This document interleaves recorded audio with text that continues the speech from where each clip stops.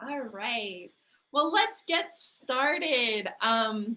Welcome to this video edition of the Global Leadership Series. I am so excited to chat with you, Gretchen. You're a leader that I greatly admire, and I feel so honored to get to chat with you today about your experience and a little bit about you.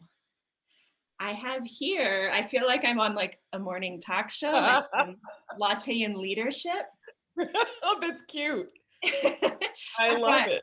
I've got my study abroad mug here. Oh, Did you I have love a mug of that. so my Let's favorite see. part? These little guys inside. Oh, I love your mug. Thank you. You must find a way to send me one. Right?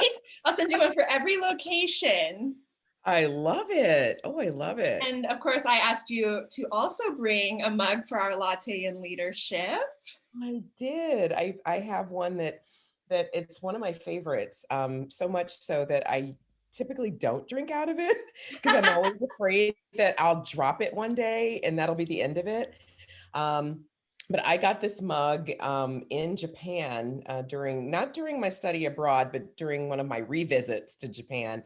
But this would have still probably been like 20, I don't know, over 25 years ago. And I found it in a market. And I don't know, I just love the kimono that the woman is wearing and the signature of the person who made the mug. And I just thought it was pretty and colorful. I And love for many years, I drank green tea out of this mug. I'm a big green tea, not green tree, but green tea drinker. I do not drink green trees, but I do, but I do drink green tea. And so, but so I used this for a long time, and then I started getting a little nervous that at some point I'd drop it. So it's now been relegated to the bookshelf that's further over behind me.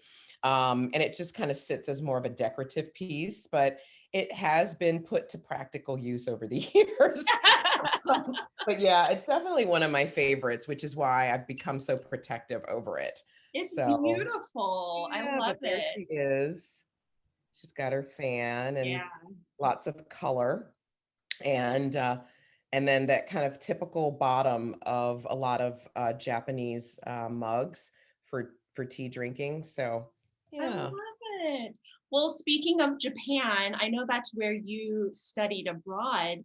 Could you talk a little bit about your experience abroad and how that kind of led you on a path to leadership? Oh, wow.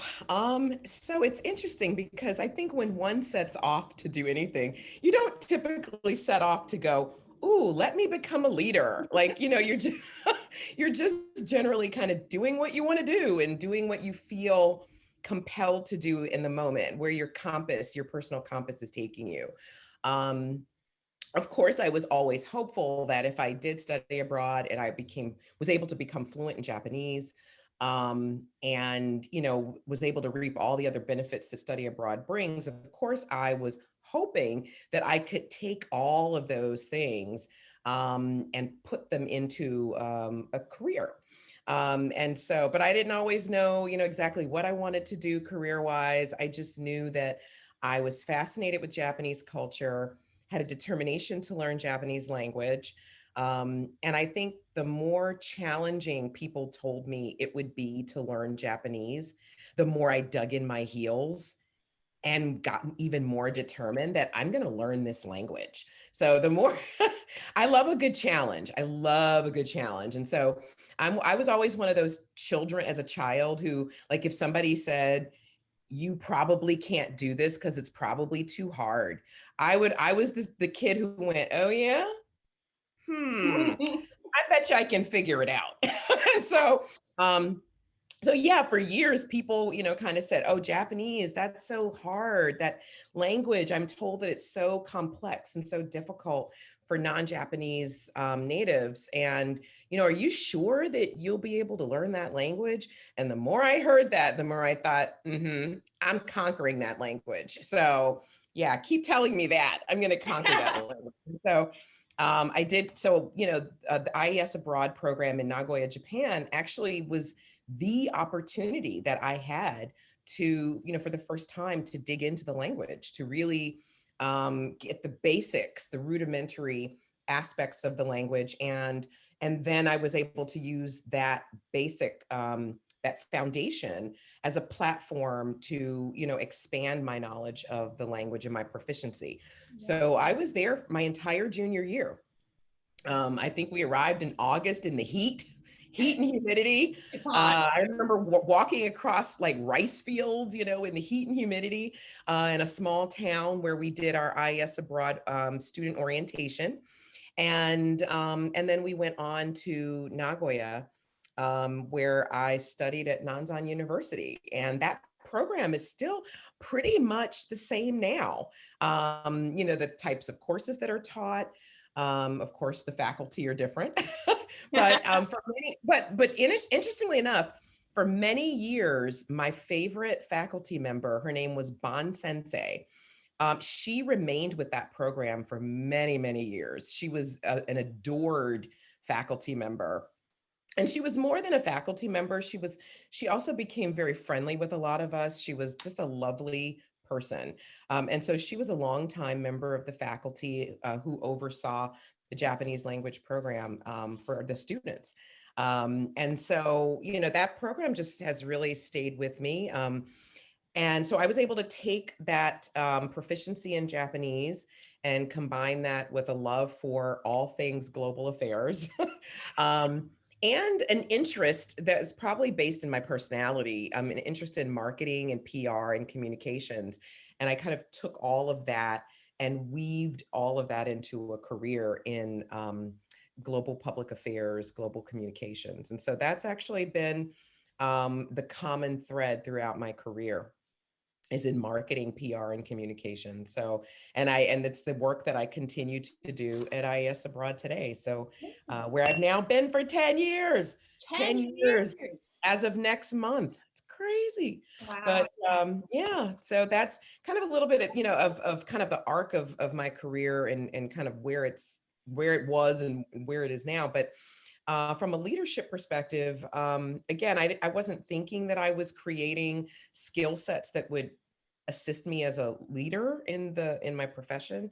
But certainly the reality is there that the ability to be very adaptable, an independent thinker, critical thinker, the organizational skills that I needed to sort of survive abroad without family and friends, the resilience that one needs when one is living and traveling abroad and studying abroad.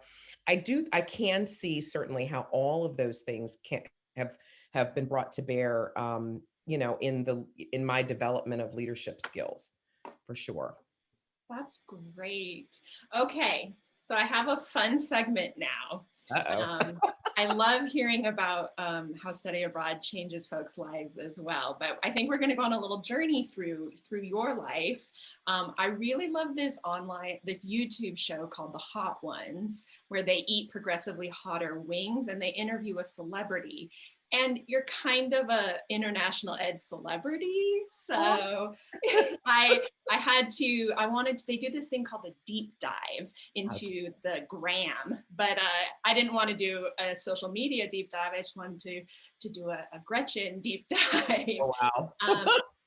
So I have some pictures here from your life. This is your life. And maybe I'll pop up the first picture here. And maybe you could tell us about what's happening in this picture and who you were when this picture was taken. Who was I? Who am I now? I don't know. Anyway, okay. So this picture was taken when I was in graduate school. I was a student, graduate in the graduate program at the Johns Hopkins University School of Advanced International Studies, which many people call by its acronym SAIS, SAIS. And so I was, it's a dual degree graduate program where I was studying international economics and Japanese studies, which is my other chosen specialty. And I was a grad student, like a lot of grad students who don't tend to have a lot of money, and so I needed a job that where I could bring in some extra funds to pay my bills and such. Um, and so my Japanese language skills actually scored me this position that you see in the image. I was working as an assistant to the reporters at the Tokyo Chunichi Shimbun.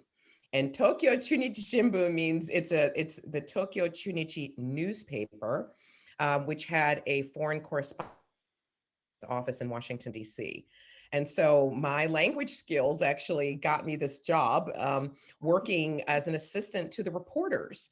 And so one of the reporters, you can actually see him sitting there. He was a reporter editor, pretty funny guy too. But and so that back then, that was like more or less pre-internet, if anybody can even imagine that time. And so you probably see stacks of papers that are behind him over his shoulder, and then of course all the papers that are on that desk, because everything was pretty much in hard copy at the time. And we had some old computers that were sitting back on some of those desks, and they would just sort of spit out whatever the reporters were working on, that and I would edit in the hard copies.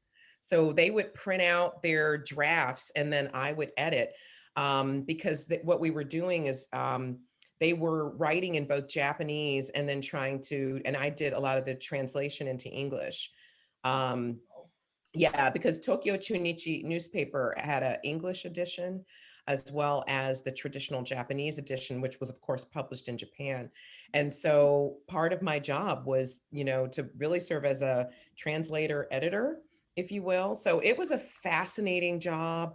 I have to say that not only were my colleagues there really wonderful, but it also, kind of showed the gender split in Japanese society, because I was the only woman working in that office.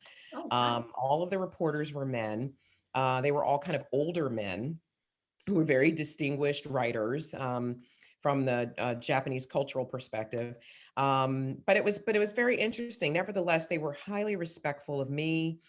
They seemed to respect my talents and skills in both editing and in translation. So I really had a lot of support from them. They were wonderful.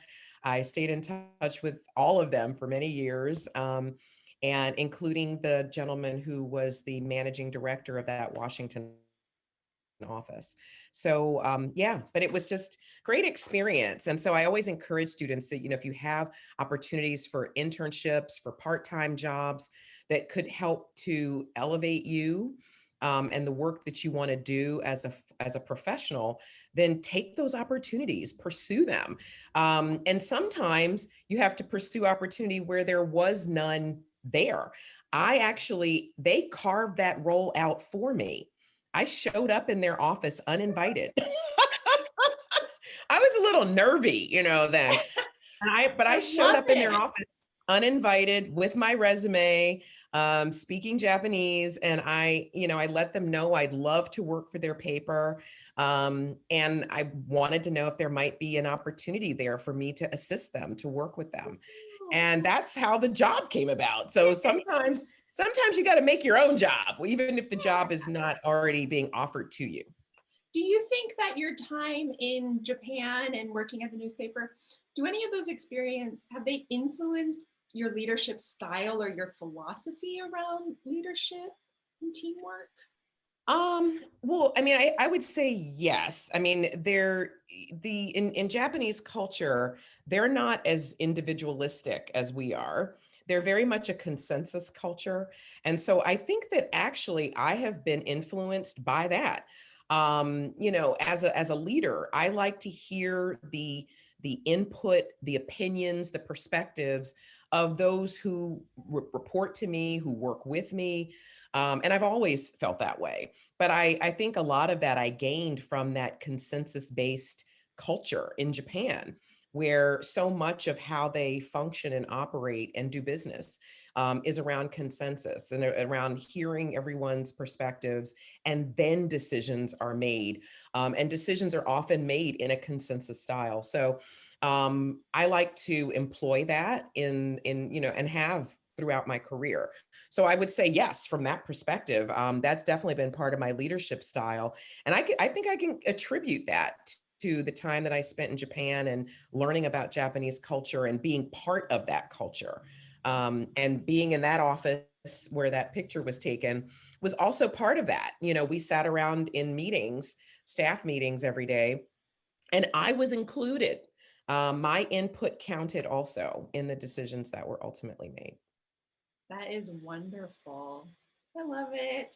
I love these stories. Okay, we're going on to the next picture here. What's about Oh, this picture? yes. So, depending on when you were born, you may or may not know who this gentleman is. But this gentleman, he's a very well-known, well-revered civil rights attorney. His name is Vernon Jordan.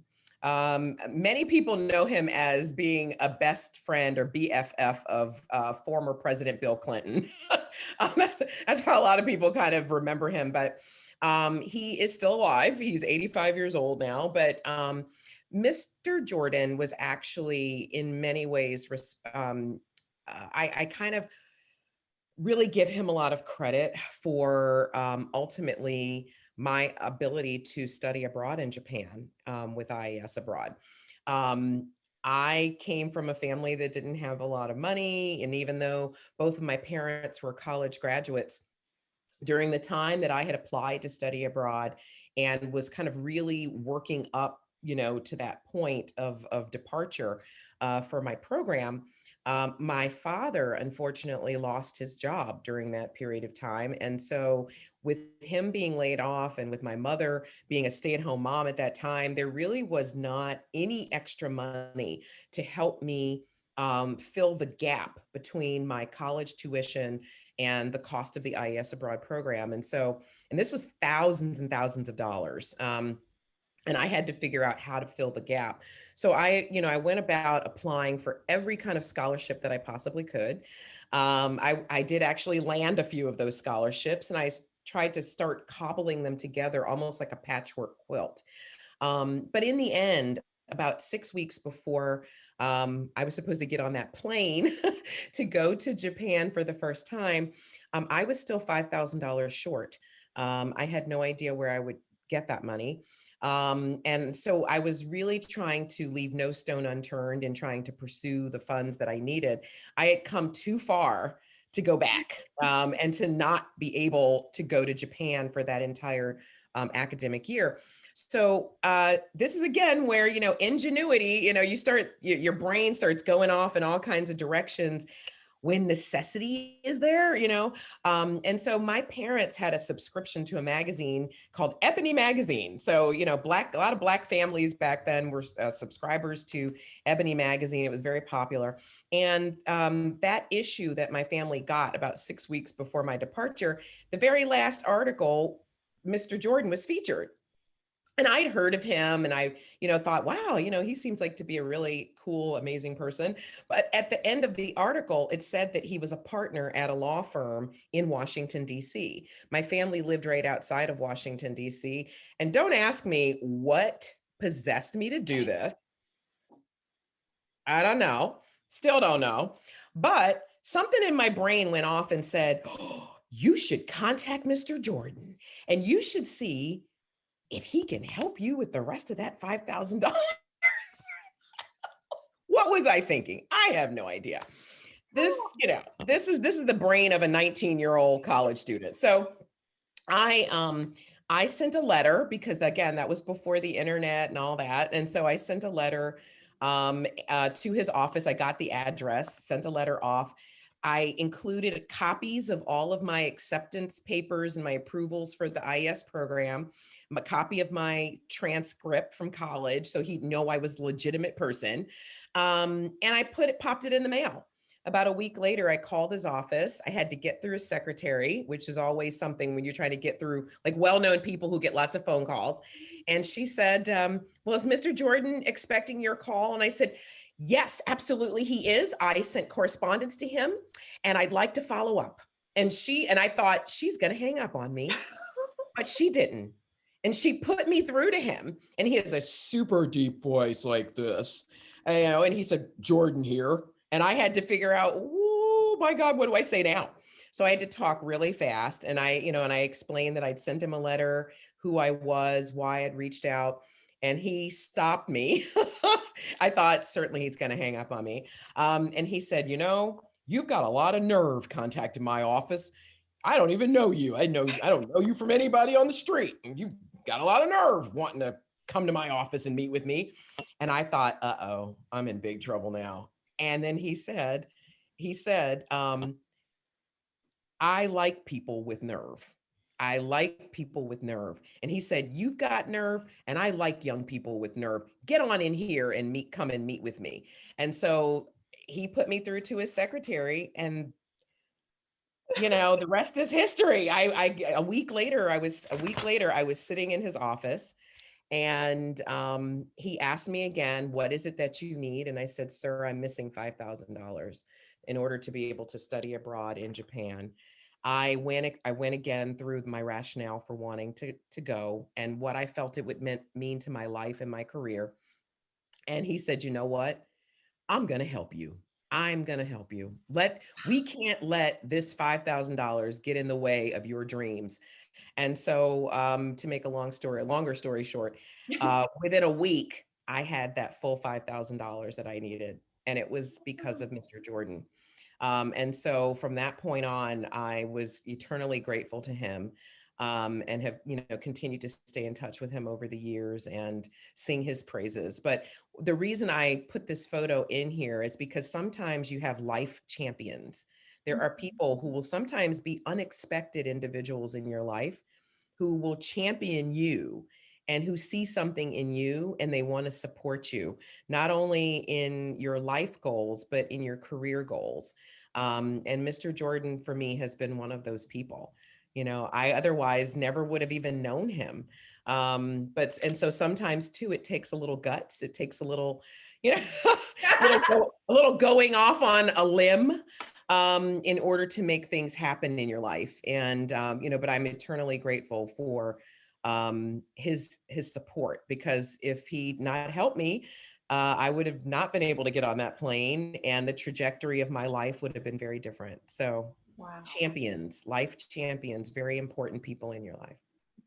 We all need those folks. Sometimes there's just someone really special that helps Absolutely. you. Love Absolutely. it.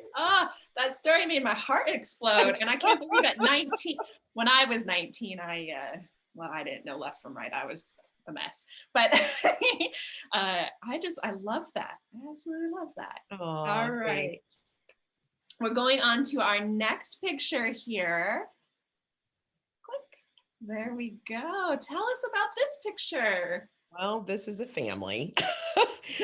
This is Sachiko and Tariq Gost. And Tariq was actually, when I taught at Howard University, I taught Japanese at Howard University for 6 years in the 90s. I actually crafted the original curriculum for their Japanese language program. And then I was the first instructor of that program for those 6 years. And I also had an opportunity to serve as the deputy director of the Ralph Bunche International Affairs Center at Howard University. And so the young man that you see in the picture, the dad in the picture, Tariq Goss, was one of my students in my Japanese language class. And I want to say it was either the first or second semester that I taught at Howard. And he was a young man who was a first generation college student. He was from literally a backwoods town in coastal South Carolina. He had never been out of that town or, nearby that town until he left to go to Washington, D.C. to attend Howard University. And there was something about learning Japanese, and there was something about my class that he really latched onto. And I put their picture here because literally, I think every recommendation that I shared with Tariq, he jumped at it. He was a young man who was very hungry, to be successful. He was hungry to advance further than other generations in his family. And so he was very receptive and very open to suggestions and recommendations of different directions to go. And so I recommended the JET program for him, which is a Japan exchange teaching program. He jumped at that one. I recommended the same graduate program at Johns Hopkins that I went through.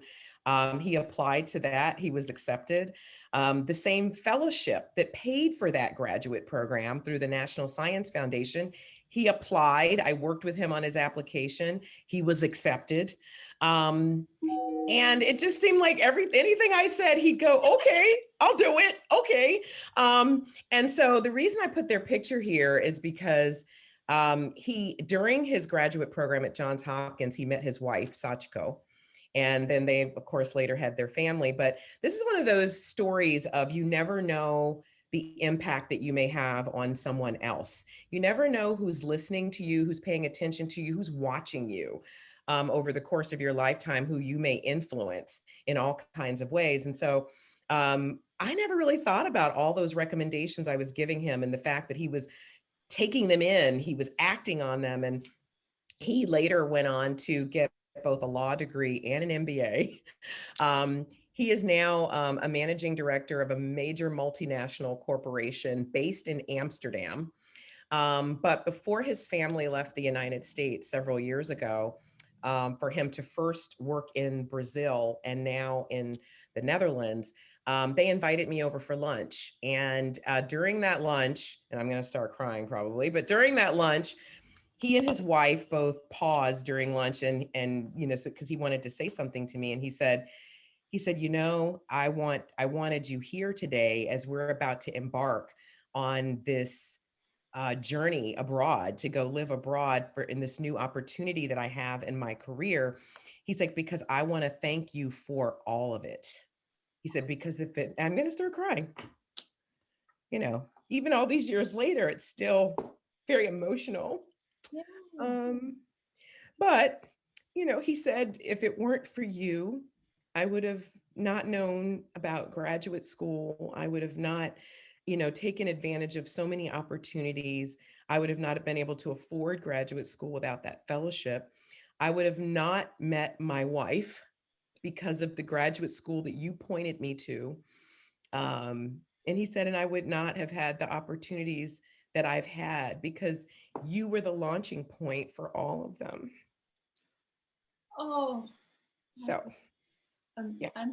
I'm so happy that you shared that story. So, Sachiko and Tariq Goss, and I'm still very close to their family. I'm like an auntie to their children.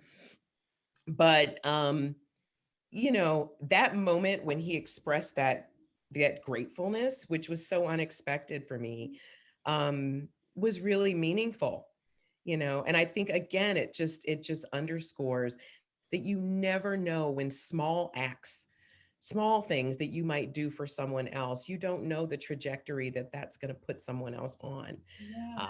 And so I take very seriously the work that I do, the information that I share with students and colleagues like yourself, the advice that I try to give, the support that I try to provide to others, because you never know when it might make a big difference for someone.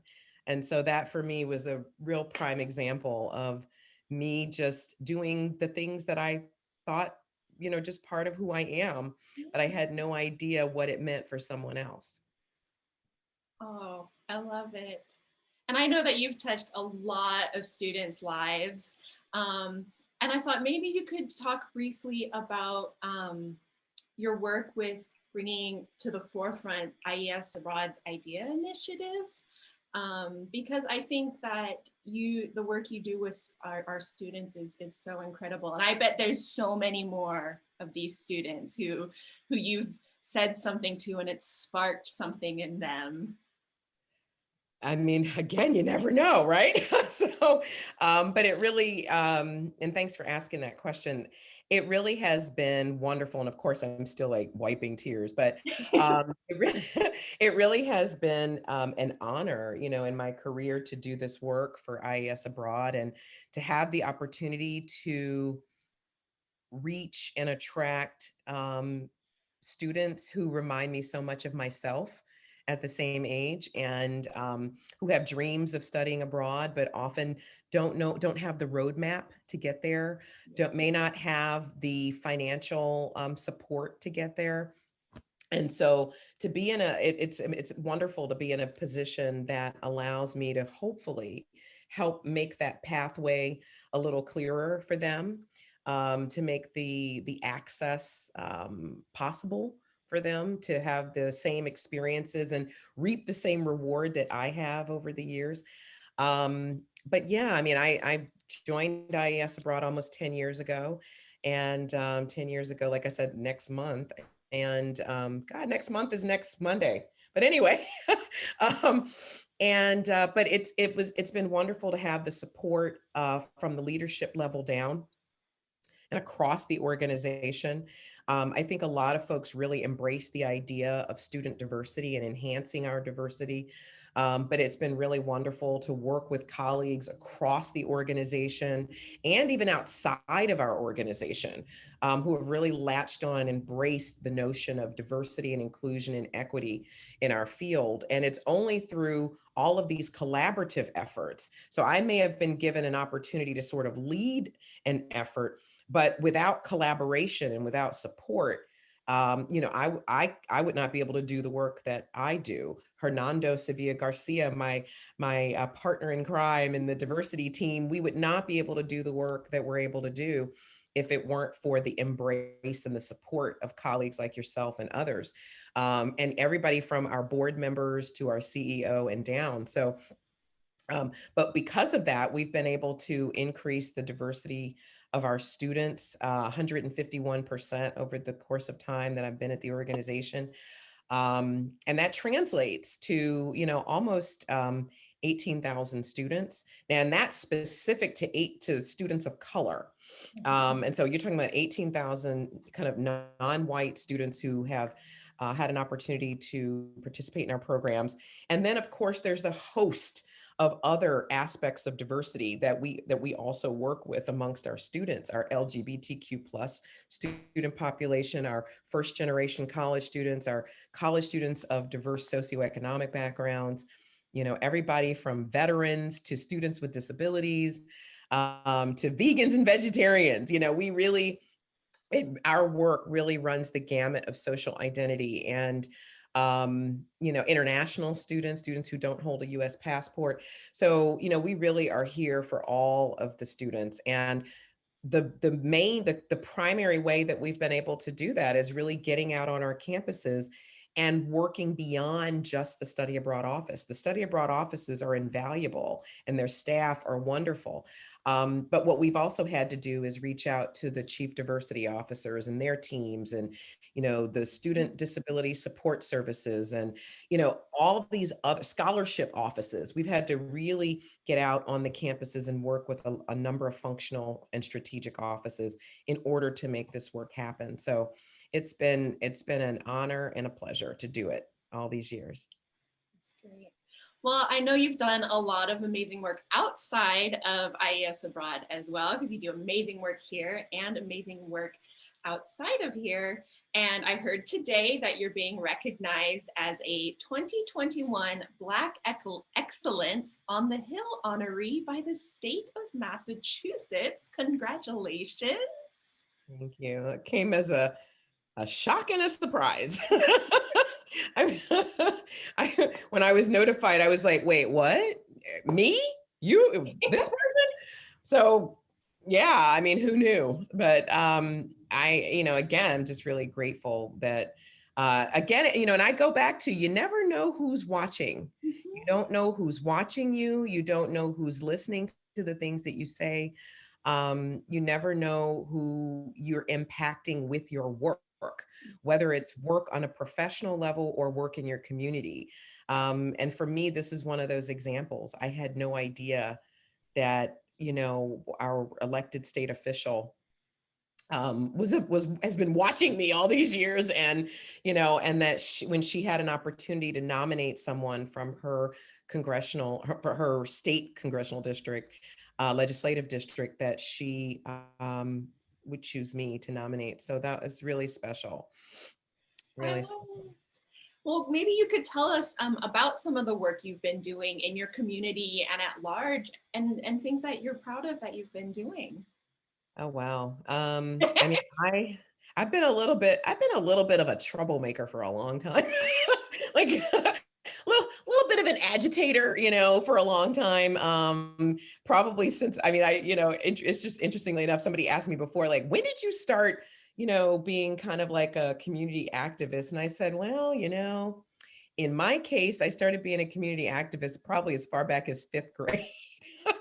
I always remember defending the underdogs, like defending, anybody who was being teased or, where I felt that, maybe they were being biased in some way. There was bias was working against them in some way. I always just felt compelled, even as a child, to stand up for other people or step up, say something, even if it meant that I might get in trouble. And so I don't know, I guess maybe it started there, but I was active in the U.S. anti-apartheid movement among college students when I was an undergrad, and that would have been in the late 80s. And, I've was part of a group of college students who marched on Forsyth County, Georgia in 1987. It was a county that had been completely racially segregated since like the 1920s. And we just felt it was far too long. It was way past due for that county to integrate, as so much of the South had. And so I don't know, I just always kind of had that fire in me to want to see a better world, not only for myself, but, for my children. I'm now a mother of three kids, and I want my children to be able to grow up in a better world than I've had. And you think about the future generations. And so I've done a lot of work around in our local community around police reform, educational equity and inclusion, social justice, in working with projects for people who've been wrongfully incarcerated. And so, and it's work that just gives me a lot of joy and, it energizes me. But then it also, I feel like it's an honor to do work that hopefully is a continuation or an expansion of work that others who've come before me have done. And maybe their voices have not been heard to the degree that they should have been. Maybe they haven't been recognized for the work that they've done to the degree that they should have. And so I'm always trying to elevate um, even the past work of other people. But yeah, so it's been wonderful. And, not only is that kind of work energizing and rewarding, but you build a lot of really beautiful connections when you work in your community. So, I mean, I would certainly recommend that to any of our colleagues, both at IES Abroad and beyond. If you have opportunities to work in your community, whether it's around global education or other causes and issues that you care about, there's so much that you gain from it. Far more than you gain than you lose in time and, that kind of thing. So to me, it's just really worth it. Gretchen, I can see exactly why you were honored by the state of Massachusetts. Oh, it's Well, it's work, but it's, like I said, it takes up a lot of your time, but I don't regret any of the time that I've devoted to any of it, because when you get to see that progress begins to happen because you're trying to be a cog in the wheel of change, that to me, it keeps you energized when you start to see the change happening, and that you've in some way contributed to that really it's very rewarding. all right, well, I have one more picture here that I love.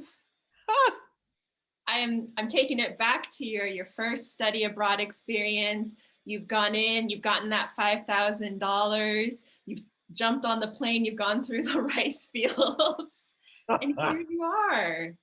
And I love your earrings. Oh, thank you. I love Well, I've that Big always been Bean is someone there.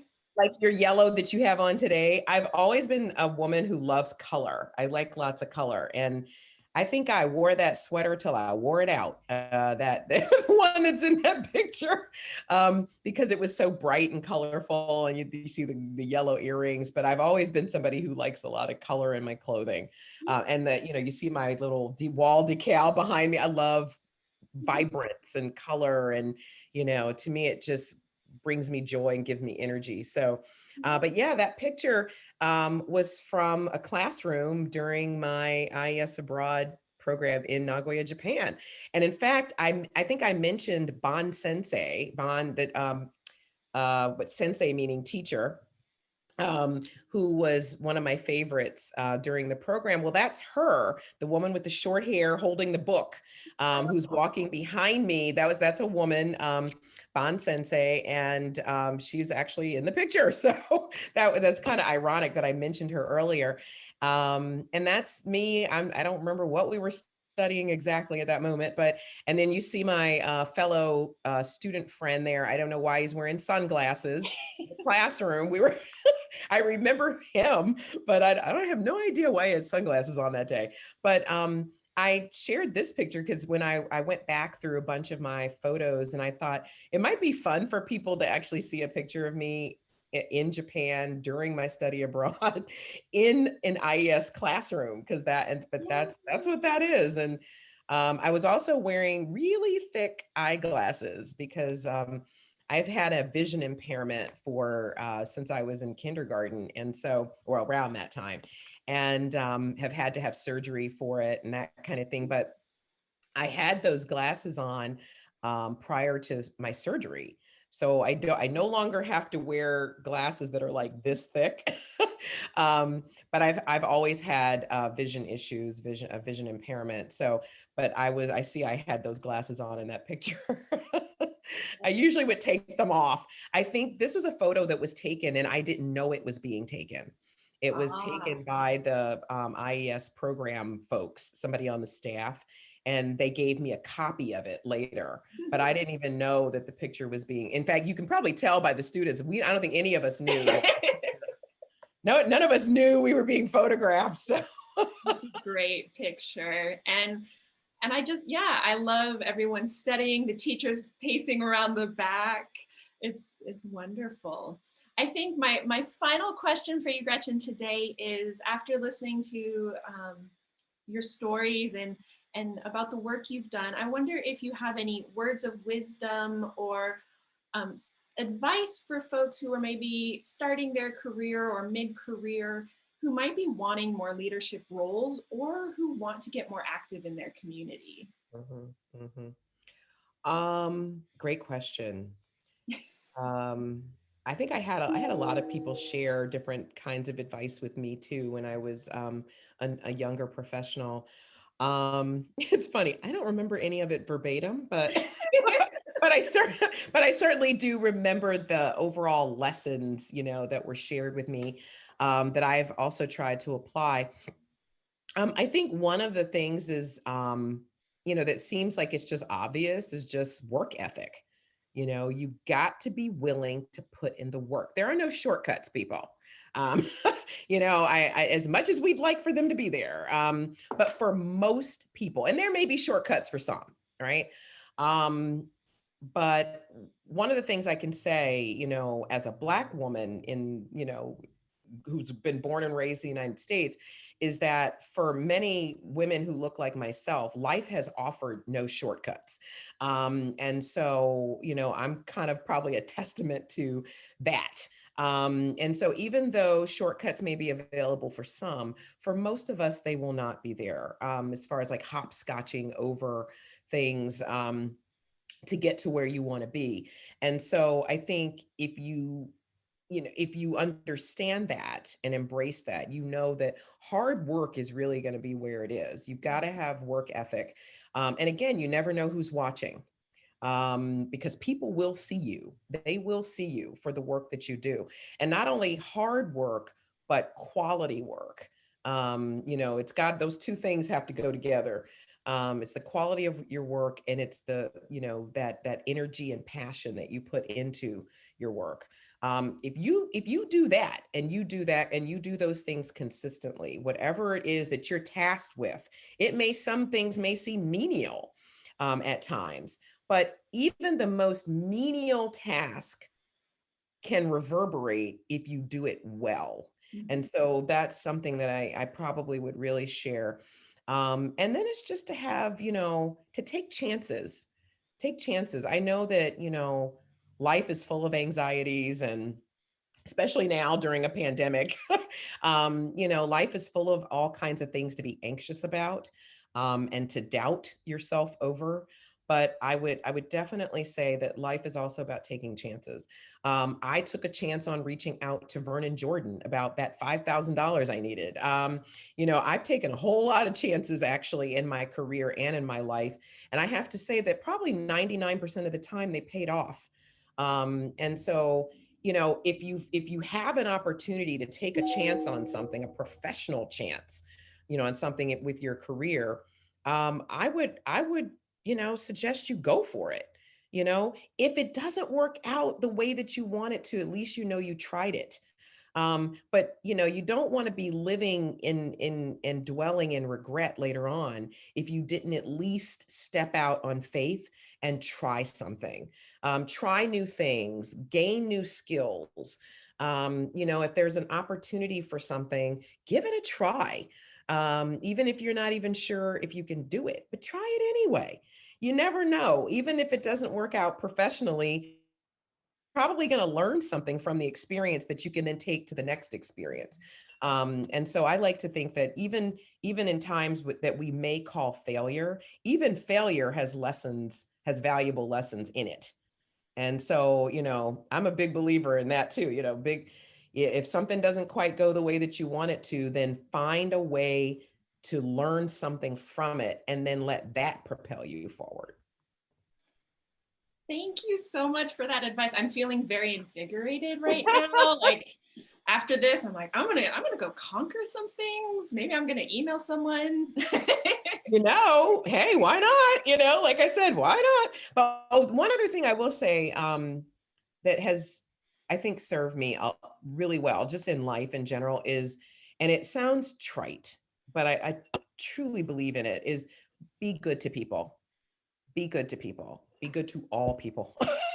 um, no matter where you are, I've had experiences where I've been locked out of corporate buildings, but because I knew the building maintenance folks, because I had, created rapport and relationship with them, I was able to like get back in a building without my ID or without my keys or things like that. I mean, and I don't say that, from the perspective of, so that way, those things will work out for you. But it's just a good rule of thumb, just be good to people, be kind to others. That too shows, and it says a whole lot about who you are. And a lot of opportunity will come to you from that alone. So that being kind, hard work, quality of work, all of those things, I think, if you put all of that together, I mean, your success is going to be pretty much assured, I think. I love it. Amazing. Thank you so much, Gretchen, for taking the time to chat with me today for the Global Leadership Series.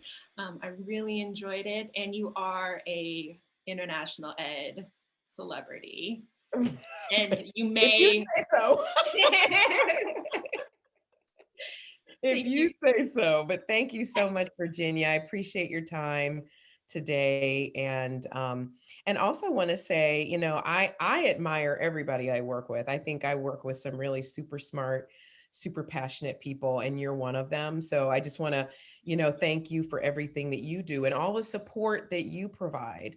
When in our work around diversity and inclusion and equity, I want to thank you for everything that you've been doing too, to be part of that cheerleading team, and also someone who's an additional cog in the wheel of the work that we're doing at IES Abroad.